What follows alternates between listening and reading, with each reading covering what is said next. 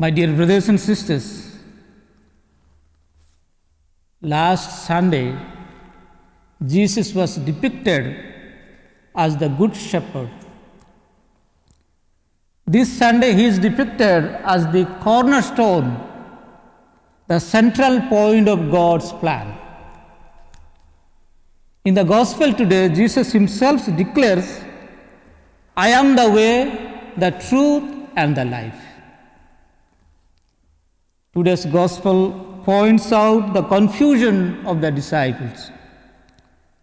They are very sad and disheartened and troubled that Jesus is leaving them very soon. Jesus consoles by assuring them that he is going to prepare an everlasting accommodation, everlasting house for them in his Father's house in heaven. He gives them the assurance that he will come back and take them to their heavenly houses, permanent houses. Here we notice the tone of Jesus' word is tender and comforting, as he says, do not let your hearts be troubled. You have faith in God, also have faith in me. So all the basics, fears and anxieties of our life, who I am, what my life for, what will happen to me in death, does God really cares for me? All these questions are addressed in the most tender and loving way by the Jesus' word. Jesus is promising each one of us today that he would take us to our permanent, solid home in heaven. And the sentence, have faith also in me, invites us to have complete faith and trust in Jesus, even in spite of what has happened and what is happening and what will happen to us.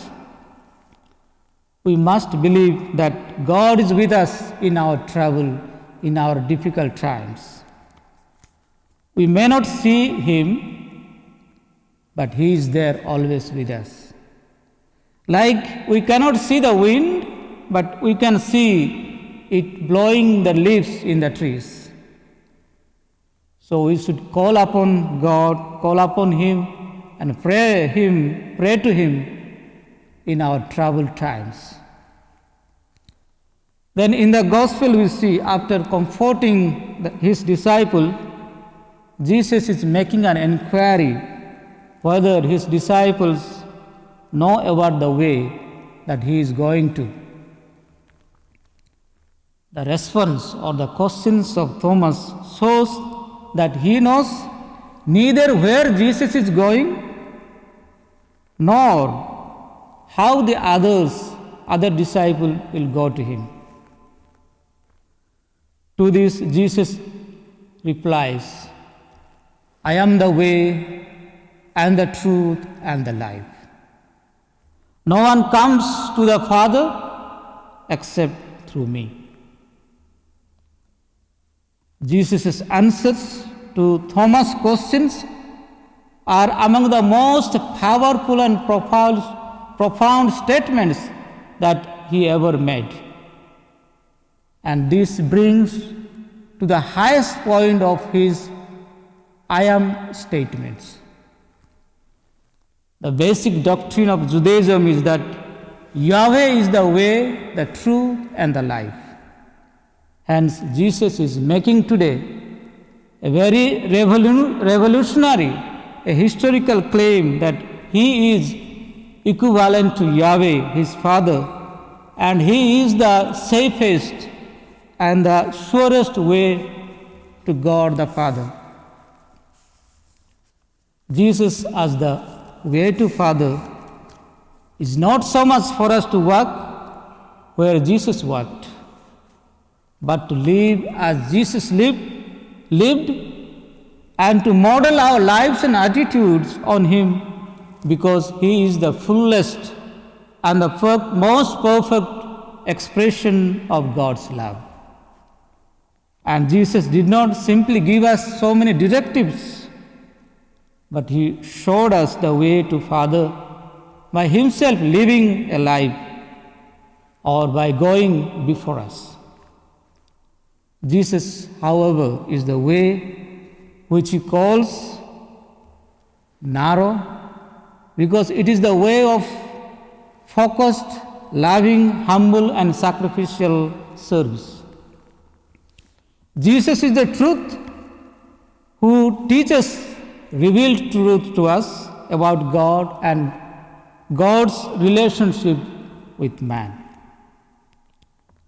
By living his human life perfectly, subjecting himself to God the Father in all things, Jesus is the embodiment of truth, what it is to be truly human. By the way of analogy, many people have told us the truth. Many spiritual leaders have told us the truth, and they have tried to explain what moral goodness is, but nobody except Jesus has embodied it. Jesus teaches us the moral truths by demonstrating them in his life, by giving us, by living by his example, by his exemplary life. And Jesus is the life because as God he possesses eternal life and he shares his divine life with his disciples through the word of God and through the sacrament of the church. In short, Jesus reveals the Father in the way he lives, in the truth of his words, and in the new life that he shares with us, with the human beings, that he brings for us. So, my dear brothers and sisters, today we need to accept Jesus as the way and the truth and the life. We accept Jesus as the way by walking his narrow way of loving, humble, sacrificial service. We accept Jesus the truth by learning and practicing what he has taught us as given in the Bible and in the teachings of the church. We accept Jesus as the life, or we share the divine life of God through making use of the means that Jesus himself has established in his church. Some of the means, important ways are: first, by actively participating in the Eucharistic celebration when it will be available to us, by the worthy reception of the sacraments of the church, by the meditative and daily reading of the Holy Bible, the Word of God, and by communicating God, the source of life, through our personal and community prayers. As you conclude today's reflection, let us ask and reflect personally. Like Philip, today John is asking, like Philip, today Jesus is asking us, asking each one of us, do you know me, that I am so long with you? Yes, Jesus is so long with us in our church in the sacrament, but do we know him personally? Do I accept Jesus as the way, the truth, and the life, and manifest him as the way, the truth, and the life through what I am and through what I do, through my action? Moreover, today, at the end of the gospel, Jesus is promising us, saying, whoever believes in me will do the works that I do and will do greater than these. Dear brothers and sisters, if we believe in Jesus, know Jesus, and accept Jesus as the way, the truth, and the life, surely we will do the works in his name greater than his. Greater than he is here doesn't mean better than he is, but more extensive, more spread in space and time through the members of the body of Christ, the church. We can do the greater work in his name. So today, let us ask God that he will help us to follow Jesus, our Master, as our way, the truth, and life. May God bless us. Amen.